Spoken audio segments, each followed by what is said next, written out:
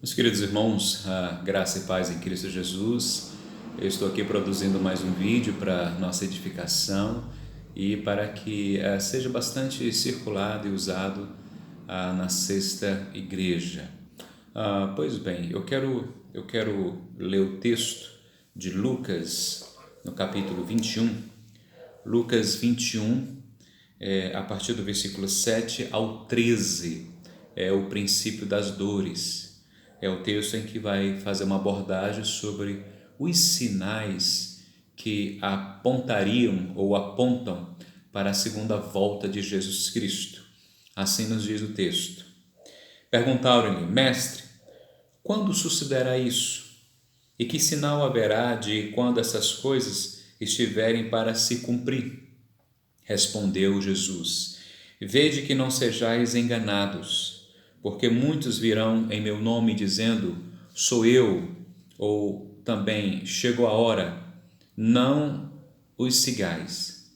Quando ouvirdes falar de guerras e revoluções, não vos assusteis, pois é necessário que primeiro aconteçam essas coisas, mas o fim não será logo.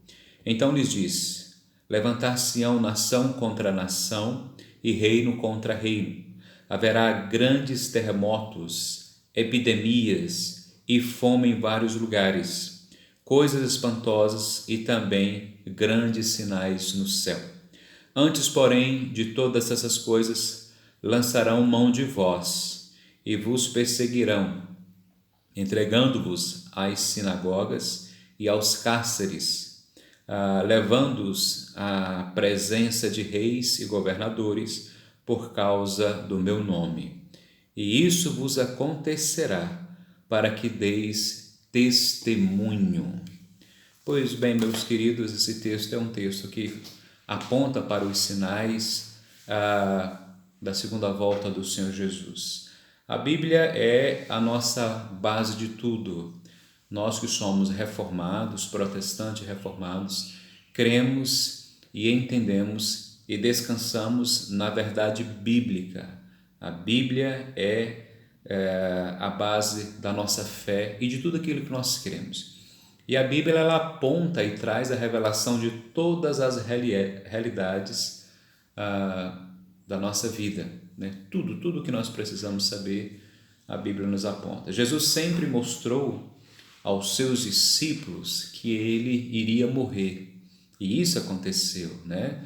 Jesus ele foi preso, Jesus ele foi julgado, Jesus ele foi pregado numa cruz, ele morreu, ressuscitou, apareceu aos seus discípulos e falou que também iria voltar, né? É o que a igreja aguarda, a segunda volta do Senhor Jesus. Mas Jesus falou para os seus discípulos de alguns sinais que apontariam para a sua segunda volta, né?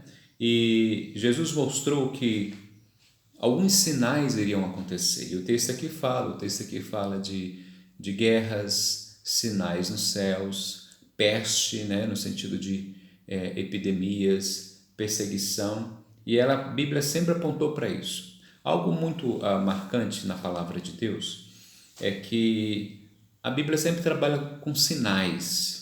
Se você observar, se você fizer uma pesquisa, a palavra de Deus sempre aponta sinais de acontecimentos. Foi assim com Noé.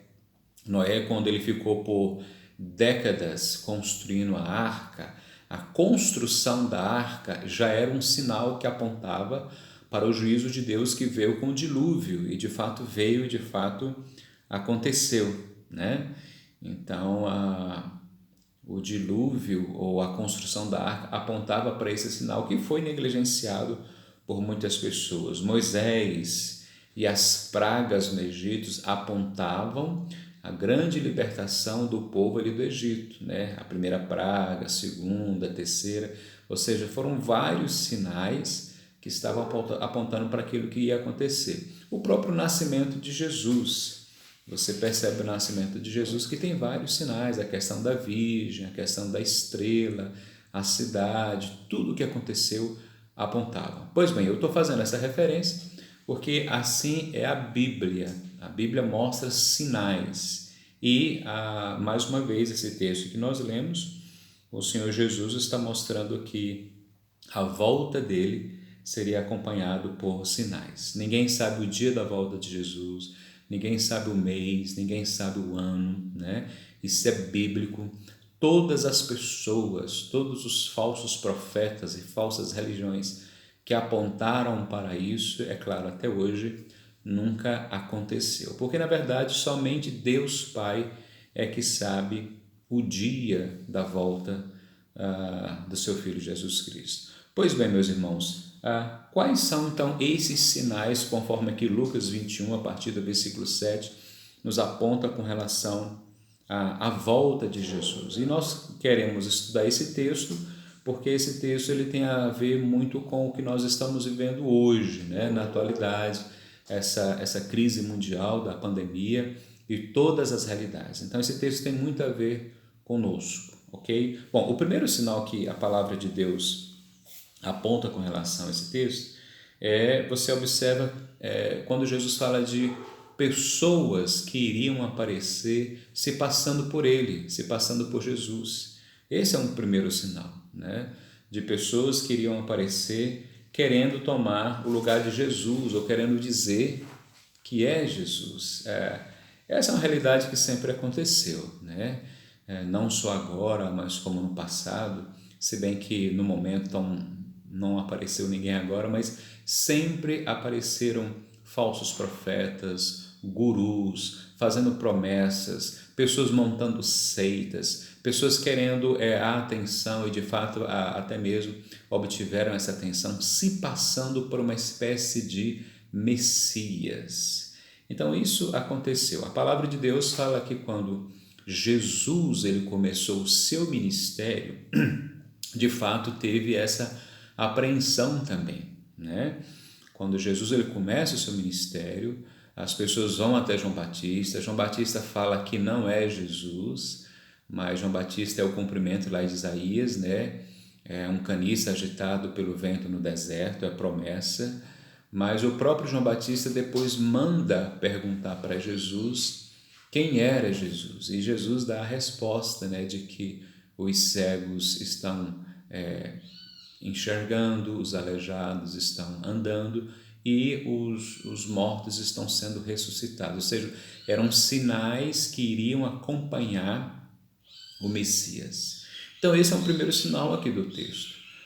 Gurus, pessoas que iriam aparecer se apresentando como Messias. Então, na verdade, a Bíblia destaca que ninguém sabe, né, o dia e a volta de Jesus, e a Bíblia fala que quando Jesus voltar, todo olho o verá, né? Então, quem está aqui em São Paulo, quem está lá na China, quem está em qualquer outro lugar do mundo, desse universo, a volta de Jesus será vista por todos, porque Ele é soberano sobre todas as coisas. Então, esse é um primeiro sinal que eu quero compartilhar com você, para que a gente tenha conhecimento bíblico. Um segundo sinal é quando a Bíblia fala sobre a questão de guerras e revoluções, está aí no texto também, guerras e revoluções. E olha, meus irmãos, esse sinal ele já é muito assim evidente, mundialmente conhecido, porque misericórdia, né? Tantos lugares que têm passado por guerras, tantos lugares que têm sido destruídos. Nós temos a história aí da Síria, o Afeganistão, esse movimento do Talibã. Então, guerra hoje é algo que passa todos os dias na televisão. Então, esse é um sinal evidente. Infelizmente, sempre houve guerra.